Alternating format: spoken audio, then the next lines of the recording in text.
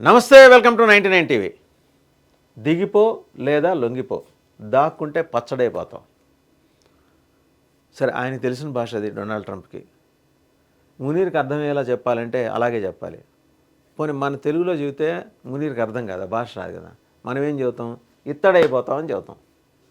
ఇత్తడైపోతే దాన్ని కూడా అమ్ముకొని 10 పైసలు వస్తే ఓ జిలేబీ ముక్క దొరుకుతుంది కదా అని ఆలోచించే తత్వం మునీర్ది. సో అంటే చెప్పాం కదా, ఎవరైనా ఉమ్మేస్తే ఆ ఉమ్ములో ఇంత పంచదార వేసుకొని నాకేసే రకం అనమాట. పేరుకు సైనిక పాలకుడు, ఎంతసేపు పక్కవాడి మీద పడి ఆడవటం, ఉన్న సంపాదనతోటి సంతోషం లేదు. భారతదేశాన్ని కెలికి నెత్తి మీదకి తెచ్చుకున్నాడు. సొంత సైన్యంలోనే సీనియర్ మోస్ట్ రిటైర్డ్ ఆఫీసర్సు ఈయన క్వశ్చన్ చేస్తున్నారు ఈయన ఇంటిగ్రిటీని. నువ్వు అమెరికాకి అమ్ముడుపోయావు అంటారు. తీరా మోస అమెరికా ఏమో ఈయనకి ఈయనతో ఏమంటుంది, నువ్వు దిగిపో ఉంటుంది, లేకపోతే లొంగిపో ఉంటుంది. ఎవరికి లొంగిపోతాడు వచ్చి? పాకిస్తాన్ సుప్రీంకోర్టు ముందు లొంగిపోతాడా? ఆయనే సుప్రీం. అక్కడ ఆయన లొంగిపోవటానికి అక్కడ ఏం లేవు. ప్రధానమంత్రులను ఆయనే పెడతాడు. మరి ఇప్పుడు ఆయన పొజిషన్ ఆశిస్తున్న కొందరు ఐఎస్ఐ మాజీ బ్యాక్గ్రౌండ్ ఉన్నవాళ్ళు, అంటే చీఫ్లుగా చేసిన వాళ్ళు, వివిధ స్థాయిలో పనిచేసిన వాళ్ళు ఈయనకు మళ్ళీ ఆర్మీ జనరల్ కావాలనుకుంటున్నారు. ఆర్మీ జనరల్ అంటే సుప్రీం. అక్కడ ప్రెసిడెంటు, ప్రధానమంత్రి రబ్బర్ స్టాంప్. వీరేం చెబితే అది చేస్తారు. సో మీరు కూడా అదేదో చేసుకోండి. అనవసరంగా ఇండియా వ్యవహారాల్లో జోక్యం చేసుకోవటం, కలకటం ఉంది చూసారా, అది చేయబాకండి. చేస్తే మాత్రం టర్న్ వేరే రకంగా తీసుకోవాల్సి ఉంటుంది అని చెప్పి స్పష్టంగా డొనాల్డ్ ట్రంప్ చెప్పాడు. అండ్ నిన్ననే ఎన్ఆర్ఐస్తో కొందరితో మాట్లాడుతుంటే వాళ్ళు అన్నారు, చాలా ఖచ్చితమైన విదేశీ వ్యవహారాల విధానంతో అమెరికా ముందుకు పోతుంది. తటస్థంగా ఉన్నప్పటికీ ప్రో భారత్ ఉంటుంది, భారత్కు అనుకూలంగా నిర్ణయాలు తీసుకుంటుంది. ట్రేడ్ లింక్స్ అవన్నీ అంటారా, అవి దేశం టు దేశం మారుతాయి. దాంట్లో వాళ్ళు చేయగలిగినంత వాళ్ళు చేస్తున్నారు. ఎన్ఆర్ఐలు అపీల్ చేసుకుంటున్నారు, కొంచెం గవర్నమెంట్ని కలుస్తున్నారు. భారతదేశం నుంచి కూడా విజ్ఞప్తులు వెళ్ళాయి. సో ఎక్కడో చోట వన్ పాయింట్ ఆఫ్ టైం ఇది సెటిల్ అవుతుంది. బట్ ఈ లోపల మీరు కవ్వింపు చర్యలు ఎందుకు మునీర్ అని వైట్ హౌస్ నుంచి ఫోన్ కాల్ రాగానే గడ గడ గడ గడ గడ వణుకుతూ అటెండ్ అయ్యి అయ్యా అయ్యా అయ్యా అయ్యా ఇది అన్నది. అయ్యాని మరి వాళ్ళ భాషలో ఏమంటారో తెలీదు. మొత్తానికి ఆయన ఎటైర్ అయితే అది ఇట్లా దండం పెట్టి, అయ్యా నేను దాక్కోలేదయ్యా, నేను దిగిపోవాలంటే నాకు కూడా కొన్ని కండిషన్లు ఉన్నాయ్యా, లేదా లొంగిపోమన్నా కూడా నాకు కండిషన్స్ ఉన్నాయి, దయచేసి నా ప్రాణాల జోలికి మాత్రం రామాకండి. వారి భయం వారిది. మునీర్ గారు గౌరవనీయులు, పూజ్యులు, పెద్దలు. మునీర్ గారి భావం ఏంటంటే, భయం ఏంటంటే, మనం ఇతరులకు చేసింది ఇతరులకు రేపు పొద్దున ఇతరులు మనకి చేస్తారు కదా అని ఐసోలేట్ చేసి ఈయనొక్కడిని తీసుకెళ్ళి ఎక్కడైనా తీసుకెళ్ళి బందీగా చేసి మాండలే లాంటి ప్రాంతంలో రోజు ఆ కంతలోంచి ఇంత ఒక అన్నముద్ద పడేస్తారు.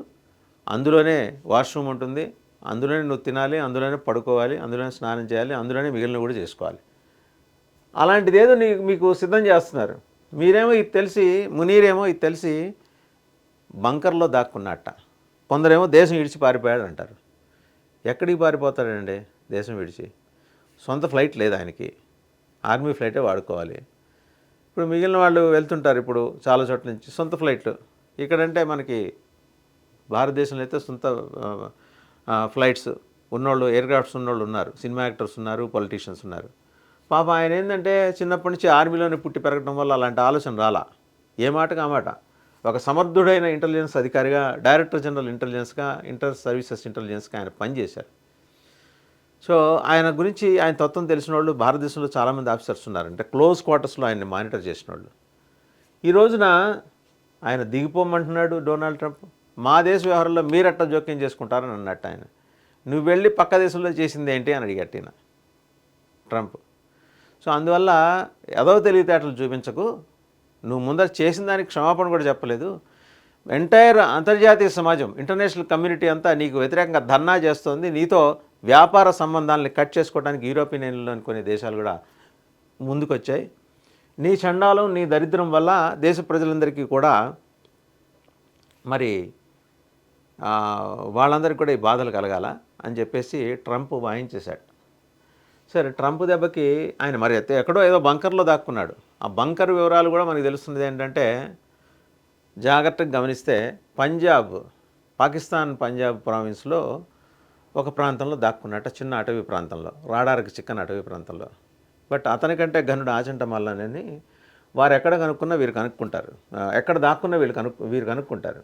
వీళ్ళ పనే అది కదా. పొద్దున్న లేస్తే పక్కడింటే ఏం జరుగుతోంది అని చూడటం, వాడికి ఏమన్నా ఒక వెపన్స్ అమ్మాలంటే అమ్మటం, వీళ్ళ పని బేసిక్గా అది.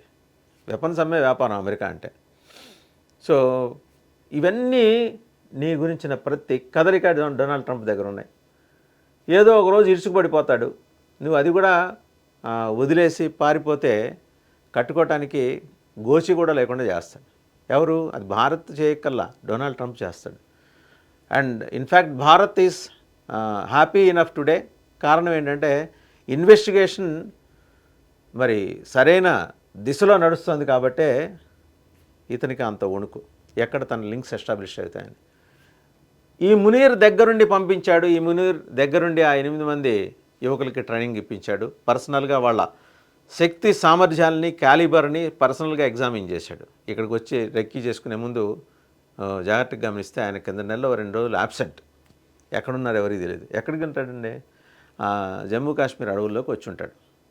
మన వాళ్ళు పెద్ద విజిల్ మనకు ఒక విచిత్రమైన ముఖ్యమంత్రి ఒక ఆయన ఉంటాడు, జమ్మూ కాశ్మీర్ ముఖ్యమంత్రి ఒమర్ అబ్దుల్లా గారు. ఏంటంటే పొద్దున్న లేస్తే రాష్ట్ర ప్రజల ఆశలు ఆకాంక్షలకు అనుగుణంగా పనిచేయాలని చెప్పేసి స్పీచ్ ఇస్తుంటాడు.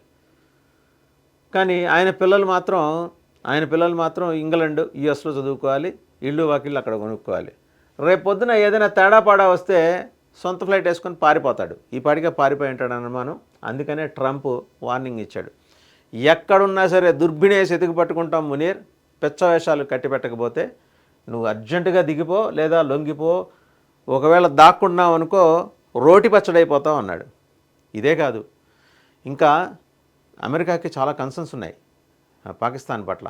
పాకిస్తాన్ మీద ఇప్పటిదాకా పెట్టిన ఇన్వెస్ట్మెంట్ పట్ల ముక్కు పిండి మరీ వసూలు చేసుకుంటాడు ఆయన ఇండస్ట్రియలిస్ట్. మా దేశ సంపదని మీరెట్లా హరించుకుపోతారని చెప్పేసి. సో మునీర్, నువ్వు అనుకున్నంత తేలిక ఏదో బాంబులు ఇసిరినంత తేలిగ్గా, సాఫ్ట్ టార్గెట్స్ని చంపినంత తేలిగ్గా విదేశీ వ్యవహారాలు ఉండవు. సరైనోడు రంగంలోకి దిగితే తప్పించి నిన్ను పట్టించుకునేవాడు కూడా ఇంటర్నేషనల్ మార్కెట్లో ఉన్నాడు. చూద్దాం ఏం జరుగుతుందో.